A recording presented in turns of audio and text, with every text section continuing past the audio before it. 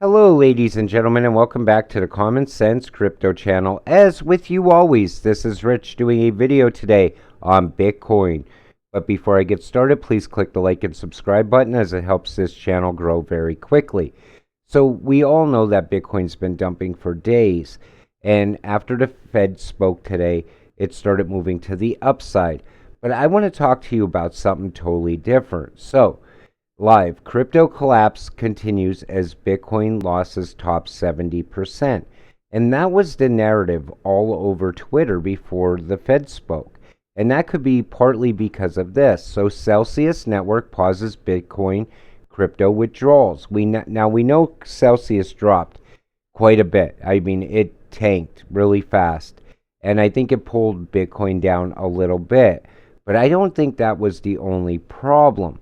And then we see this. Still, the only reason sell is up is because people can't sell their sell, but still can buy.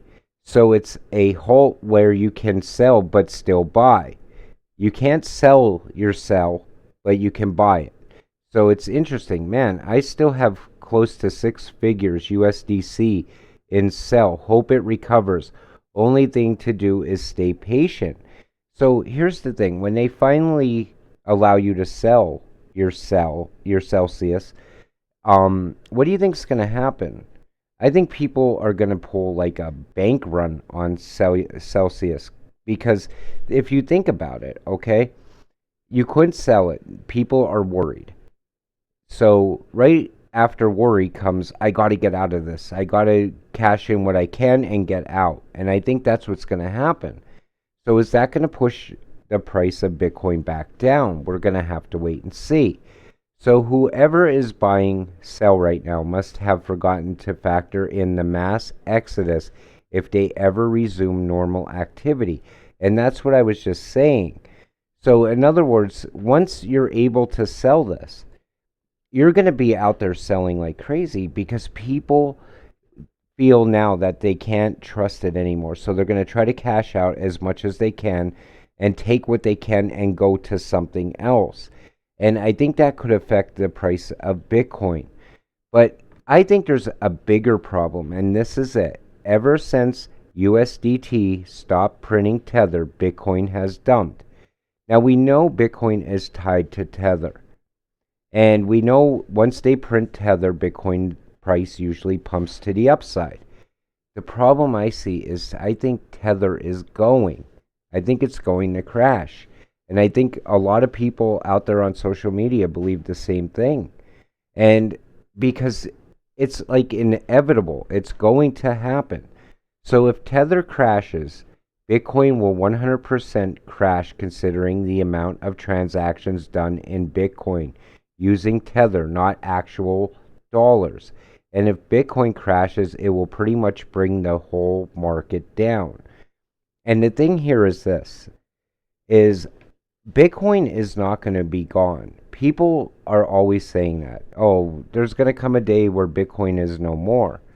And I'm going to show you something at the very end of this video that makes me think that Bitcoin's going to be around for a while. And I think it's going to get use case. And I think it's going to be implemented a lot differently than it is now. And I think people are going to try to reinvest in it. I think it's going to crash, though, with Tether first. Then it's going to rise back up, in my opinion. So again, if you still hold monies in USDT, Tether, I would not. They're not even transparent on where your money is going. Tether crash incoming. Bitcoin and Ethereum crash imminent.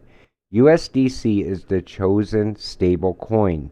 Not financial advice, but would advise you to look into it. And that's what I'm saying. I don't think Tether is stable. I think it's being like pushed and manipulated around a little bit to keep it kind of stable. But I think it's more unstable than we know. And I think it's going to cause a lot of problems for Bitcoin in the near future. So 3AC is insolvent now. Celsius is already dumped. Both are related to Tether. 3AC is a huge defender of Tether, and Tether had lost some funds in Celsius network too. All negative news nowadays is indirectly related to Tether, And I think Tether is going to crash soon. And then right away they talk about Bitcoin because they know if Tether goes down, Bitcoin's going with it. But I mean, you're going to have people out there that are going to tell you totally the opposite of this. And you're going to have Bitcoin maxis telling you to buy because we're about to take off. But what happens if you're buying and then Tether crashes? Then you're stuck. You're going to be liquidated. I'm talking to the retail investor because I am a retail investor. I don't want to see you lose money in Bitcoin if I can prevent it. Yeah, and that's the facts. Maxis will tell you to buy even at the top. They're going to be out there telling you buy now, buy now. And then what happens? It dumps down or it moves down to the downside and you lose money. Me, on the other hand, I'm going to tell you right now that I believe Tether is going to crash in 2022 at some point. I think it's going to happen sooner than later. Then we see this. When Tether finally explodes, this entire house of cards will crash down. You think it's a meltdown? Just wait. We can and will go much, much lower. And in my opinion, I think that is what is going to happen. Now, right away you're probably thinking, oh, well, that'll be the end of Bitcoin. No, it won't. And I'm going to show you why. And this is very, very good news for Bitcoin. My opinion on the future of crypto, everything will run on the XRP ledger. Ethereum and Tether will be gone. Bitcoin, short term, will lose a lot of value due to the shady Tether backing. Bitcoin will survive, but will run on the XRP ledger. And I've said this in a couple of other videos I've done on XRP. Videos I've done on Tether, videos I've done on Algorand. And it's important because it's already getting bridged to Flare. It's going to be labeled as an F asset on Flare. So Bitcoin is not going anywhere. I do believe Ethereum will. I think Ethereum will be gone eventually. I feel right now, if you're buying Ethereum, it's like buying a 720p TV in a 4K world. And it's old, outdated technology, but I think the XRP ledger and Flare is going to breathe a whole new life into Bitcoin.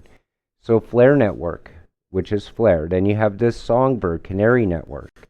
Then you have Layer 1 Operational Network, Avalanche Protocol, turning complete FNS assets. And what do we see there? XLM, XRP, Bitcoin, Algo, Litecoin, Doge, plus state connectors, layer cake bridges, smart contract support, smart dependent applications. Now I'm going to expand this out because I want to show you something. When you're talking about F assets and things like that, there's going to be staking and a lot of things going on with Flare. And I believe Flare will save Bitcoin. And a lot of people are going to argue with me on this, and I know it already, and that's fine. But I mean, when you look at this, you can already see what's coming, what's about to happen. You got to remember something. Flare is going to launch on July 4th of this year, and it's going to be massive. And then we see this. The Flare network will connect everything, including Bitcoin. They never say anything about Ethereum. Okay? They only ever say that it's going to connect Bitcoin, and Bitcoin can become an F asset on Flare. And Algorand is already building the bridge from Bitcoin to Flare. So with that said, I'm going to wrap up today's video, but I want to leave you with one more thing. So never count Bitcoin out. I don't care what coin you're invested in. I don't care if you don't like Bitcoin. I still believe Bitcoin has a future, and it's going to start next month when Flare launches. Then we're going to start to see a different sort of Bitcoin. It's going to have a lot of different use cases, in my opinion. So we'll see you in the next video. I want to thank you all for watching. Have a great night.